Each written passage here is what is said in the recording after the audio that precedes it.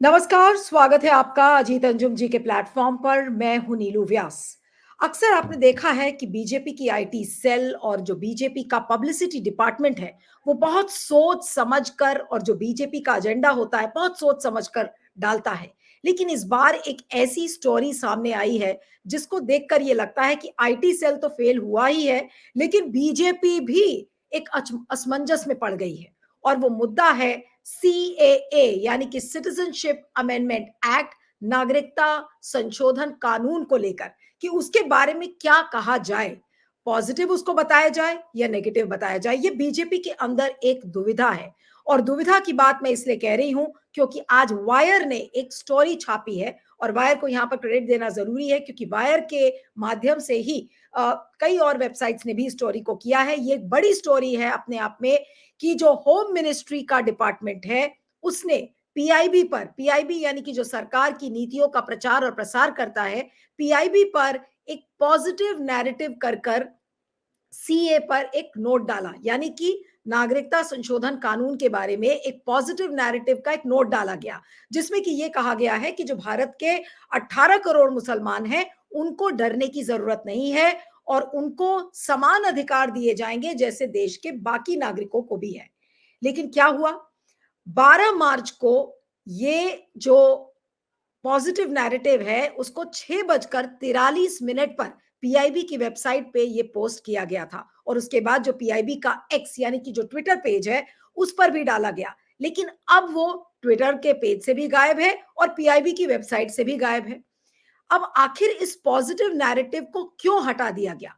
आखिर बीजेपी की क्या ऐसी मजबूरी थी? क्योंकि ये तो बीजेपी का ही लाया हुआ एजेंडा है, जो कि ये कहता है कि जो बांग्लादेश, पाकिस्तान और अफगानिस्तान से वो गैर मुस्लिम लोग, जिसमें कि हिंदू, सिख, पारसी, क्रिश्चियन, ईसाई सब मौजूद है, इसमें 6 कम्युनिटी के लोग हैं, अगर उनको इन तीनों देशों में प्रताड़ित किया गया है और अगर वो भारत में आते हैं, तो भारत उनको नागरिकता देगा, उनको समान अधिकार दिया जाएगा जैसे कि भारत के बाकी नागरिकों को दिया जाता है।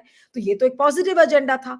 लेकिन सरकार, ऐसा लगता है कि इस नैरेटिव को लेकर कंफ्यूज्ड है। उसने रातों रात रूल्स को नोटिफाई कर दिया गया, उसको अधिसूचित कर दिया गया। ये कानून हालांकि 2019 में पारित किया गया था, लेकिन जिस दिन सरकार को भयानक लताड़ इलेक्टोरल बॉन्ड्स के मामले में सुप्रीम कोर्ट ने लगाया था, तो उसी दिन हेडलाइन मैनेजमेंट की एक्सरसाइज के तहत शाम को सीएए के रूल्स को नोटिफाई कर दिया गया, यानी कि नागरिकता संशोधन कानून को अधिसूचित किया था भारत की सरकार ने। अब अधिसूचित करने के बाद क्या हुआ? असम में तमाम जगह प्रोटेस्ट शुरू हो रहे हैं। ममता बनर्जी ने यह कह दिया है कि मैं तो जान दे दूंगी लेकिन सीए को नहीं लागू होने दूंगी, मैं यहां पर डिटेंशन सेंटर्स नहीं बनने दूंगी। अब अगर इस तरीके का प्रोटेस्ट शुरू हो रहा है तो कहीं ना कहीं बीजेपी को यह बात खल रही है, और बीजेपी को यह लग रहा है कि कहीं हिंदुओं का वोट भी ना खिसक जाए।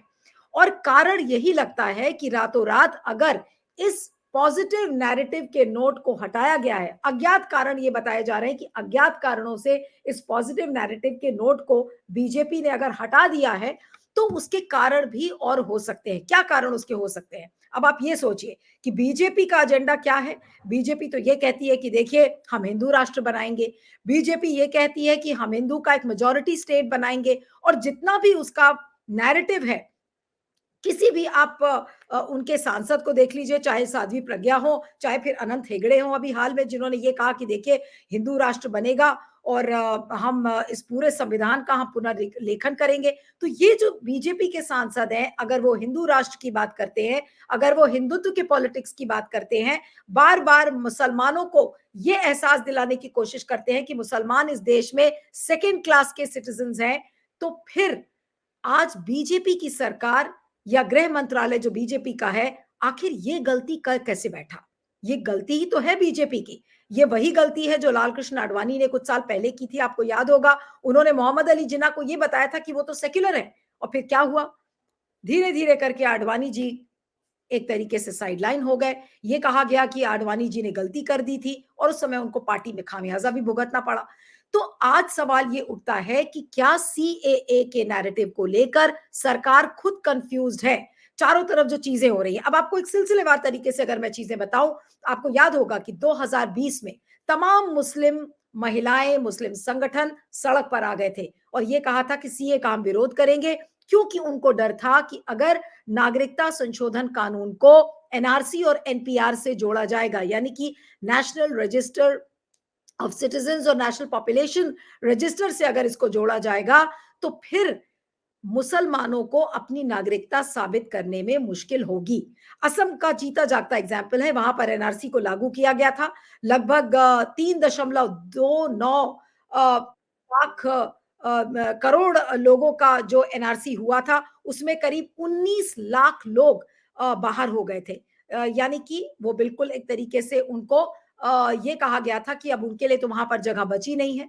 तो यही डर मुसलमानों को है और इसी डर को हटाने के लिए गृह मंत्रालय ने अपनी तरफ से ये सोचा कि हम एक पॉजिटिव नैरेटिव की एक नोट डाल देते हैं कि देखिए ये पॉजिटिव नैरेटिव का नोट है। अब अगर आपकी स्क्रीन पर मैं वो पॉजिटिव नैरेटिव नोट की तस्वीर आपको दिखाऊं, तो वो जो नैरेटिव की जो ये जो पॉजिटिव नोट है, ये क्या कहता है? एक तरफ राइट हैंड साइड पर G20 का उसमें लोगो लगा हुआ है। तस्वीर को ध्यान से देखिएगा जो आपकी स्क्रीन पर है। G20 का लोगो लगा हुआ है राइट हैंड साइड पे।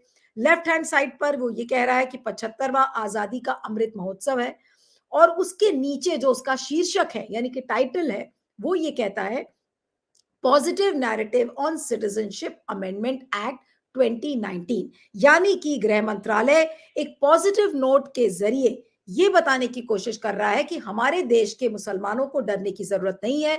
18 करोड़ मुसलमान हैं, उनके अधिकार समान हैं जैसे कि बाकी लोगों के लिए है। लेकिन क्या हुआ, अचानक से आ, क्या गृह मंत्रालय को यह एहसास हो गया कि वो बहुत बड़ी गलती कर बैठे, क्योंकि वो बीजेपी के एजेंडा को सूट नहीं करता है?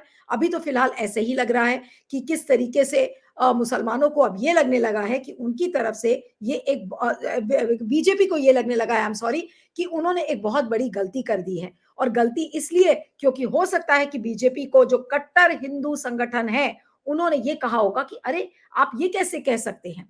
जो हिंदुत्व की ट्रोल आर्मी है वो ये कह रही होगी, अरे हम तो जहर उगल रहे हैं मुसलमानों के खिलाफ और आप यहाँ पर पॉजिटिव नैरेटिव लगा रहे हैं, आखिर ये विरोधाभास क्यों? तो सवाल ये उठता है कि क्या आज बीजेपी के अंदर ही एक अंतर्द्वंद हो गया है, एक कॉन्फ्लिक्ट हो गया है कि सीएए को लेकर हम क्या कहें? हम उसे पॉजिटिव बताएं या हम इसको नेगेटिव बताएं? अगर हम उसको नेगेटिव बताते हैं तो इसका असर भारत में तो पड़ेगा ही, भारत के मुसलमानों पर तो पड़ेगा ही, लेकिन विश्व के जो बाकी देश हैं उनको बीजेपी क्या मुंह दिखाएगी? अभी आपने देखा था कि कितने मुस्लिम देशों का प्रधानमंत्री ने दौरा किया, मुस्लिम देशों में बड़े बड़े मंदिर बनाए और फिर अब ये कहा जा रहा है कि एक पॉजिटिव नैरेटिव इस पर खड़ा किया जाएगा। तो विश्व में तो ठीक है, लेकिन जो बीजेपी की जो डोमेस्टिक ट्रोल आर्मी है, यानी कि बीजेपी के देश के अंदर वाली जो ट्रोल आर्मी जो मुसलमानों को बार बार प्रताड़ित करती है, उनको सेकेंड क्लास सिटीजन्स का एहसास दिलाती है। आए दिन, अभी थोड़े दिन पहले की बात है ना, जो आपने एक वीडियो देखा था जहां पर मुसलमान नमाज पढ़ रहे थे और नमाजियों को लात पड़ी थी एक दिल्ली पुलिस के अधिकारी से। तो अगर इस तरीके का नैरेटिव बीजेपी बनाने की कोशिश कर रही है, तो फिर ये जो पॉजिटिव नोट गृह मंत्रालय की तरफ से गया है, तो ये तो अपने आप में एक विरोधाभास है ही और ये शो करता है कि बीजेपी के अंदर ही इसको लेकर कंफ्यूजन है। अब सवाल ये उठता है कि पीआईबी की वेबसाइट पर अगर इस पॉजिटिव नैरेटिव को डाला गया है, तो पीआईबी के अधिकारी क्या कर रहे थे? क्या उनमें कोऑर्डिनेशन नहीं बना था? ये गृह मंत्रालय की तरफ से ये नोट आया है, तो क्या गृह मंत्रालय ने पीआईबी से कंसल्ट नहीं किया? गृह मंत्रालय की तरफ से ये नोट अगर गया है, तो क्या गृह मंत्रालय ने आईएनबी मिनिस्ट्री से कंसल्ट नहीं किया? क्योंकि आईएनबी मिनिस्ट्री इसमें शीर्ष मिनिस्ट्री है, जो कि ये इस बात को संचालित करती है कि सरकार की कौन सी नीतियों को हमें प्रचारित करना है, हमें प्रसार इसका करना है।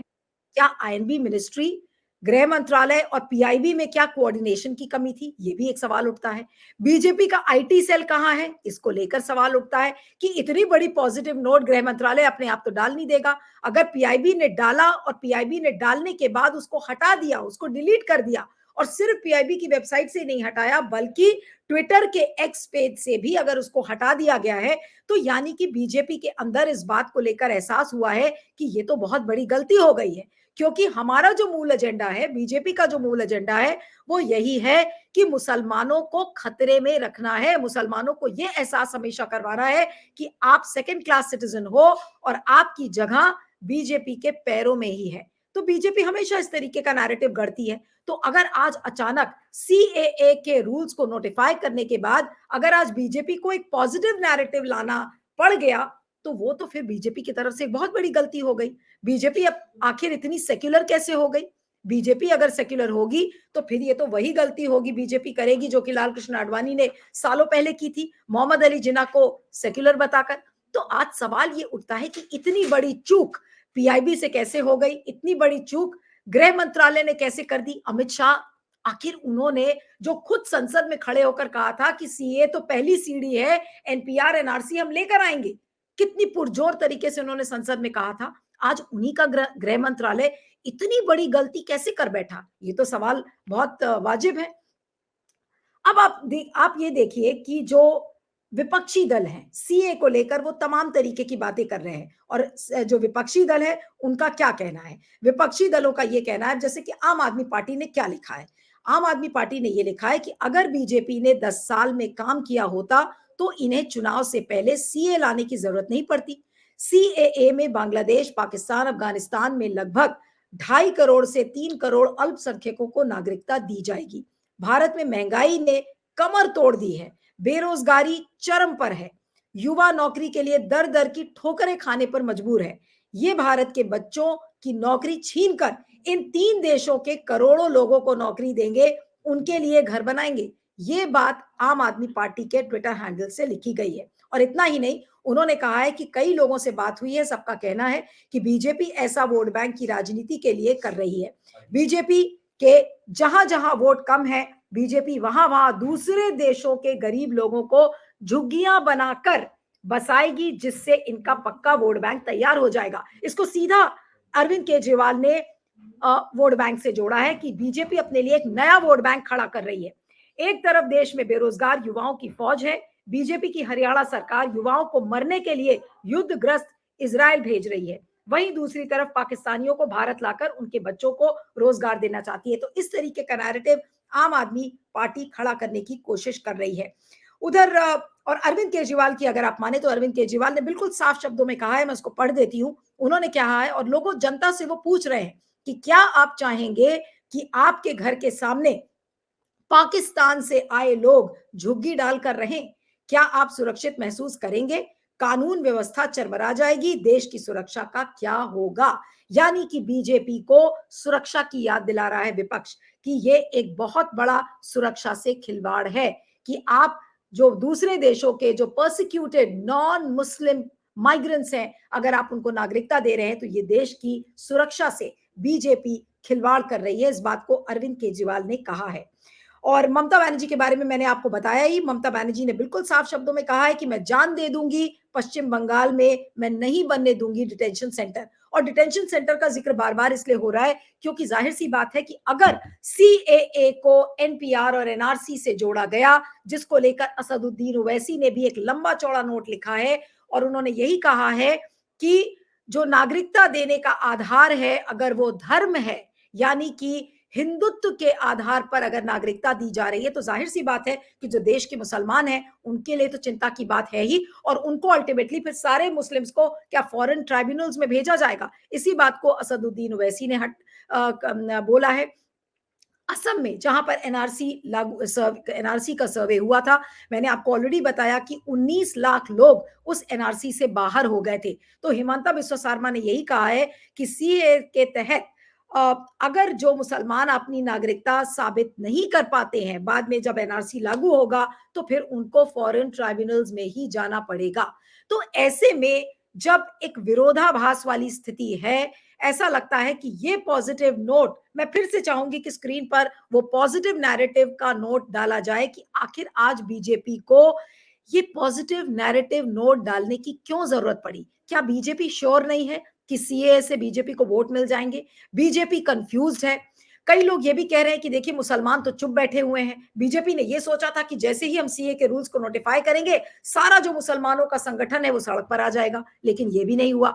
दिल्ली की सड़कों पर गृह मंत्रालय ने फ्लैग मार्च तक करवा दिया गया, लेकिन सारे मौलाना चुप हैं, मुस्लिम संगठन चुप हैं। तो ये तो बड़ी गजब की बात हो गई, क्योंकि बीजेपी ने ये एक्सपेक्ट किया था कि अगर मुसलमान सड़क पर आएंगे तो फिर हम इसी को दृश्य बनाएंगे और इसी के आधार पर हम ध्रुवीकरण कर देंगे। तो ना तो ध्रुवीकरण हो रहा है, ना मुसलमान सड़क पर आए हैं, और बीजेपी ने अलग से एक पॉजिटिव नैरेटिव का नोट भी डाल दिया है। तो ये तो बहुत बड़ी गलती बीजेपी कर गई। गृह मंत्रालय ने गलती की, साथ में आईटी सेल ऐसा लग रहा था कि सो रहा था। उसकी आंखों के नीचे ये जो पॉजिटिव नैरेटिव का जो नोट है, ये कैसे आईटी सेल के अमित मालविया को नहीं दिखा? आज ये बहुत बड़ा सवाल है कि क्या बीजेपी का आईटी सेल सो रहा था, जिसको कि बीजेपी का इतना बड़ा पॉजिटिव नैरेटिव नोट चला गया सीए के ऊपर और उनको इस बात का आभास ही नहीं हुआ। गृह मंत्रालय ने जारी कर दिया ये पॉजिटिव नोट, और लेकिन बाद में फिर उनको डिलीट करना पड़ा। क्यों? क्योंकि हिंदू संगठनों जो जिस कट्टरता को बीजेपी पैदा कर रही है देश में, आज उसी कट्टर हिंदू संगठनों ने अमित शाह से शायद कहा होगा या गृह मंत्रालय से कहा होगा कि देखिए आप क्या कर रहे हैं, हम तो मुसलमानों को प्रताड़ना का नैरेटिव खड़ा कर रहे हैं, हम मुसलमानों के लिए सेकंड क्लास सिटीजन्स का नैरेटिव खड़ा कर रहे हैं, और इधर आप एक उनके के लिए एक पॉजिटिव नैरेटिव नोट निकाल रहे हैं। तो ये तो बहुत बड़ी बीजेपी गलती कर गई। लेकिन ये गलती ही नहीं है, लेकिन ये बीजेपी के अंदर जो उसका एक गिल्ट है, ये उसको जाहिर करता है कि बीजेपी कंफ्यूज्ड है सीए के नैरेटिव को लेकर। बीजेपी को ये नहीं पता है, और बीजेपी के अंदर भी अंतर्द्वंद है। कुछ सेक्शन बीजेपी का इसको लेकर पॉजिटिव नैरेटिव निकालना चाहता है, कुछ लोग इसको लेकर नेगेटिव नैरेटिव निकालना चाहते हैं। तो फिर बीजेपी क्या करना चाहती है? क्या हम ये नहीं कह सकते कि बीजेपी में अब सीएए के नैरेटिव को लेकर टोटल कंफ्यूजन है? बीजेपी को ये नहीं पता है कि सीएए से उसको वोट मिलेंगे या नहीं मिलेंगे। आज अगर सीएए एक निकाला गया पॉजिटिव नैरेटिव नोट गृह मंत्रालय द्वारा, अगर आज बीजेपी को डिलीट करना पड़ रहा है, पीआईबी को डिलीट करना पड़ रहा है, तो ये इस बात का सीधा साधा प्रूफ है कि बीजेपी टोटली कंफ्यूज्ड है। बीजेपी श्योर नहीं है कि उसको सीएए के आधार पर वो चुनावों का ध्रुवीकरण कर पाएगी, क्योंकि देश का मुसलमान ऐसा लग रहा है कि वो अब इंटेलिजेंट हो चुका है। जो गलती 2020 में की गई मुसलमानों ने, कि जो कि सड़क पर आए, वो उन्होंने प्रोटेस्ट किया, खूब ध्रुवीकरण हुआ, वो चांस अब मुसलमान नहीं लेना चाह रहा है। मुसलमानों को ये समझ में आ गया है कि अगर आज हम सड़क पर उतरेंगे तो बीजेपी फिर से ध्रुवीकरण करेगी, हिंदू मुसलमान के आधार पर वोटों का बंटवारा हो जाएगा। तो ये गलती अगर मुसलमान नहीं कर रहा है, तो बीजेपी को अपनी गलती का एहसास हो गया कि भाई हम पॉजिटिव नैरेटिव नोटिस पर क्यों निकाले, और उन्होंने इसको डिलीट कर दिया। तो कुल मिलाकर कहानी इतनी सी है 2 लाइन में कि पॉजिटिव नैरेटिव नोट जो गृह मंत्रालय ने निकाला है, वो एक बड़ी गलती हो गई, क्योंकि बीजेपी का जो मूल मुद्दा है कि मुसलमानों को प्रताड़ित करना, उनको ये एहसास दिलाना कि वो सेकंड क्लास सिटीजन्स हैं, यही आधार है बीजेपी के नैरेटिव का। तो वो पॉजिटिव बन ही नहीं सकता। और बीजेपी अगर कोशिश भी करेगी अगर आज सेक्युलर बनने की, तो वो एक बहुत बड़ी गलती माना जाएगा। वही गलती जो मैंने आपको बताई थी लाल कृष्ण आडवाणी से शायद हुई, और वही गलती आज बीजेपी रिपीट कर रही थी, लेकिन बीजेपी को एहसास हुआ और उसने तुरंत इस पॉजिटिव नैरेटिव नोट को डिलीट कर दिया। तो कितना कंफ्यूजन है, कितना अंतर्द्वंद है, बीजेपी श्योर नहीं है, और बीजेपी का जो ध्रुवीकरण का बाण है, वो एक तरीके से फेल हो गया है। बीजेपी को यह एहसास हो गया है कि अब ध्रुवीकरण की जो पॉलिटिक्स है, कम्युनल पॉलिटिक्स, अब शायद उसके टेकर्स भी नहीं बचे हैं देश में। ये इस बात का जीता जागता सबूत है। इस वीडियो पर आपका क्या कहना है, इस पर फीडबैक दीजिएगा और बने रहिएगा मेरे साथ अजीत अंजुम जी के प्लेटफॉर्म पर। Thank you.